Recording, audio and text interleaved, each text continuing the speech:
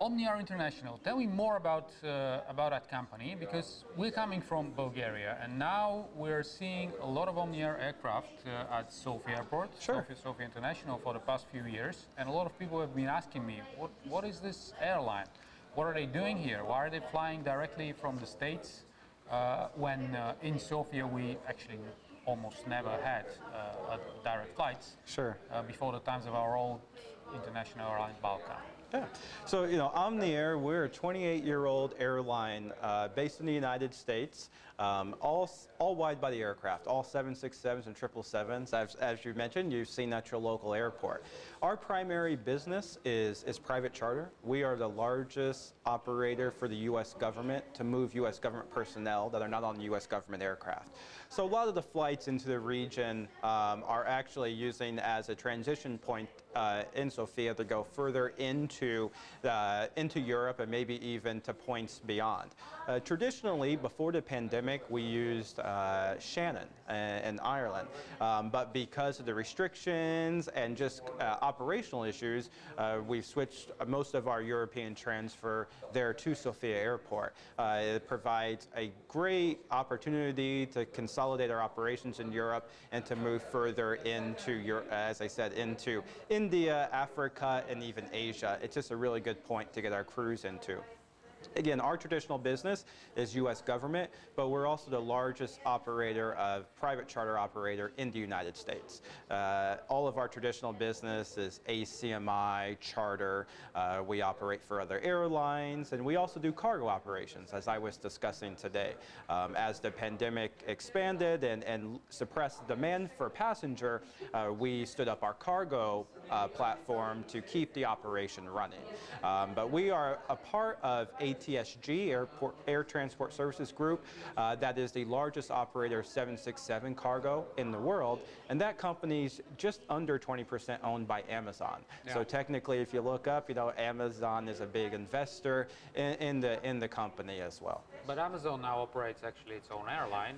Amazon operates its own airline, but all those 767s come from our parent company, yeah, ATSG, and they provide the crews and everything for those aircraft. So that's a perfect basis going forward in terms of expanding your cargo operations, because you have the backup of the major player actually of the market. They are the major e-commerce player. Now to be very clear, Amazon runs its own operation and they do that, but yep, it does show the investment in our parent company and where they think the future is headed. Omni was privately owned until the end of 2018 when it was acquired by ATSG because of the performance of the airline. We've been the most profitable carrier in our sector for the last 28 years. Even the past 2 years have been some of the best financially for us because of what our traditional business is. Whether, when the world shut down and we had repatriation and we had to take thousands of people back to their home countries, and then that transition, as passenger demand dropped off, to move goods and supplies around the world. Vaccine, PPE, masks, gowns, all of those items. And a lot of those items did flow through Sofia on their way from the U.S. to Europe and Asia, and then even from Europe back to the U.S. as well. But that means that Sofia and Bulgaria are a particularly good business partner, and it makes a good business offer proposition, and the whole environment is there for airline as yours to operate, because we see other U.S. carriers also passing through this airport, like yeah, Atlas, for example. Sure, absolutely, Atlas, and you're right. It is a very modern and efficient operation. It provides all of the facilities that we need, but most importantly, we can position our crews into the region, because when you fly 10 hours over from the United States, we have to change out flight crews, flight attendants, and we need to use an airport that has good commercial service or service around the region that we can get our people to. And that's what really makes Sofia unique for our operation. And as you've probably seen, we've only expanded the business. For example, we recently ended a program where we were flying for Maersk Cargo, the shipping. We Danish flew, company. yeah, exactly. We flew their personnel from the east coast of the United States over Sofia down to Diego Garcia, way in the Indian Ocean. And Sofia provided an excellent transition point for the route for that. And so those type of operations are what Omni's, passing through the region. So everything that's said means you're there to stay. We- For the long run. I don't see any reason why we would leave. We've been very happy with the operation, and the airport's worked really well for us, and the local community as well, even with some of the restrictions and COVID restrictions that have been in place by the greater parts of Europe. But yeah, I think that our company has been really happy with the location, and as you see, we continue to push our heavy metal through there, and we'll continue to do it. Actually, when you started your presentation during the session, you described Omni-Air as an untraditional carrier. Obviously, that's the business model that you wrapped around the company. Is this the way moving forward in the post-pandemic world? Because we see traditional carriers going down. At the same time, ultra low-cost carriers going up, and there is now a vacuum in between that can be actually used quite well by companies like Omni. So, what was the biggest lesson from this pandemic? That's a perfect example. Just look a bit about the history. When the pandemic started and all the passenger demand dropped off again, we started the cargo operation. But unlike some carriers, we never took the seats out of the aircraft, and so we were the first U.S. carrier to receive a specific exemption for U.S. certificated airlines to carry cargo in passenger seats. And so we had the best of both worlds, to where we could utilize our aircraft to carry cargo in our configuration, and then immediately unload the cargo and load a full plane of passengers as well to go to a new destination. And so again, our traditional business is all charter and private charter, ACMI, operating for other airlines such as Air Canada, British Airways, Norwegian. We've operated for all of them, even recently Aer Lingus. But we even look at opportunities as you look towards summer of 2022. It's shaping up to be a really blockbuster year for commercial aviation, even in the traditional markets. So we continue to look for opportunities, maybe to partner with an airline or a local business to even potentially provide scheduled service on our own aircraft. Right now, we don't sell our own capacity, but we have the flexibility to do that. So a non-traditional carrier operating passengers, cargo in seats, or even potential scheduled service. Because of the dynamic flexibility of our airline, we can do all three. Potentially where? Which region are you looking at for this regular service? U.S. to Europe really comes top of mind, but Transatlantic. For transatlantic, absolutely. But transatlantic is also very competitive to traditional markets, London, Frankfurt, Paris. So smaller markets with a more point-to-point opportunity, potentially Sofia for that matter, could be a unique proposition. And especially with the new proposals from low-cost carriers as JetBlue on the other side of the Atlantic, but also European carriers that are looking forward to start operations with narrow-body aircraft. What do you think about that? Are you looking at those particular segments? And is it a threat for operations of carriers like Omni? Well, all of our aircraft are 767 and 777s, but one aircraft you mentioned, JetBlue, the 321LR is an amazing aircraft. The range that can do and the efficiency is really unmatched. And so that is an interesting perspective for the industry. An even better version is coming with the XLR. Exactly, you're right. And so if you take, for example, our 767-200 aircraft, very specialized and unique. There's not a lot of those operating around the world, but we seat just about 220 passengers on that, but we can go 10 to 12 hours with a significant amount of cargo.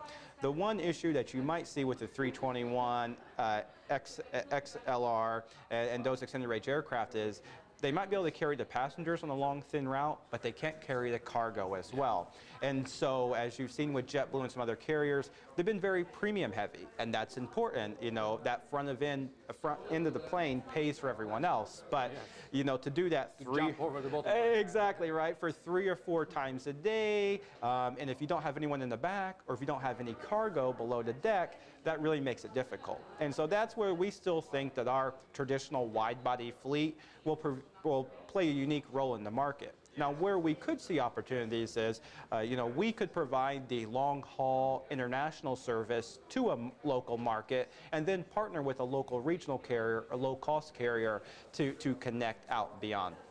There's so many partners now that provide virtual interlining and other new technology to where a passenger can go online and buy a single ticket, but it's with multiple carriers, right? And the passenger doesn't see any different. Those are real opportunities for a carrier like Omni that we look for. How important is technology in that respect for a carrier like you? Because now it is in a revolutionary phase. Yes. And we still doesn't see the end of it. Things are advancing so rapidly, and as I mentioned, you know, virtual interlining, that's something that didn't exist even a few years ago. Yeah. And as airlines have demanded the flexibility, they don't, you know, carrier like Omni, we are not going to have the full infrastructure of a traditional internet booking engine, the Sabres, the Amadeuses of the world. That has a significant carrying cost, especially if your business is not 100% passenger for that matter. So we look for technology partners and advancing technology that can provide efficient and economical solutions for a non-traditional carrier like us. So, you know, even as we speak, the technology is advancing so fast, and passengers, you know, also want the information in the palm of their hand. So it can't just be the back-end systems, it has to flow through. And that's where we've really found opportunities and continue to look for opportunities in efficiency, whether that's loading cargo, that's selling seats, or even how we manage our charter operation through maybe an internet booking engine, to where maybe a passenger goes on after somebody's purchased the ticket, a cruise line, for example, and they're able to go to the website and get more information about, you know, what the aircraft offers and the in-flight entertainment and all of that technology. Those solutions didn't exist just a few years ago, and as things expand and evolve, it really creates more opportunities for a carrier like Omni to expand our business. So you're really looking into those disruptive technologies now in order to explore and exploit the new opportunities that arise from this crisis. Exactly. You know, exploiting the opportunity, for lack of a better word, is really what it is. The demand is so high right now with cargo and with passengers. Now that Europe has opened once again back to the United States, you know, you're seeing searches, you're seeing requests, and families now booking for the next year. And we really, you know, look to be a disruptor in the market, not to change our traditional business. Our bread and butter will always be traditional charter, working with the U.S. government, other government entities. But part of my role as a director of business development is to look at those non-traditional businesses. And so that non-traditional business opportunity, such as the cargo program that we started a year and a half ago, and potentially scheduled service or strategic service working with partners, is really unique, because you just don't see a charter operator like us with our certifications. You know, we're a 121 certificated airline, Cat 3 Polar, you know, everything that you could think of, ETOPS 180. We have all of that. All the certificates. All the certificates and everything that you'd possibly need. So it's just that last piece of giving the consumer the opportunity to purchase a ticket directly on the aircraft. And last but not least, the fleet. As a U.S. carrier, you obviously focused on American aircraft with the Boeings. But what about expanding into new types that are already on the market, especially coming out of Europe? Sure. You know, the past several years, the market rates have really come down as far as lease rates. If you look at the 330, for example, the 200 and 300, the old generation aircraft, or the old engine, for example. You know, we are an all Boeing fleet, and we have been for a while, but previously we did operate DC-10s and other aircraft.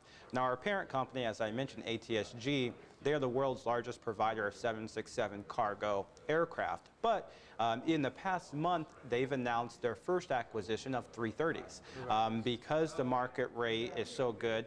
And then it just provides a little bit more range and capacity over the 767. So we don't have anything to announce today, but we always look at opportunities with aircraft, and not just wide-body aircraft, potentially narrow-body aircraft as well. Next generation 737-800s that have come down in price, or even 320s or 321s. Does that mean you're also open for partnerships with other third-party carriers? We are always open to partnerships that work well for everyone, not diluting our business, but looking for other carriers like us that are in niche markets and really connect the opportunities in the business together. If everyone can win, we're happy to partner with them. Thank you very much, Paul, for Thank you. this interview. Wonderful. Thank you so much. Nice to have you.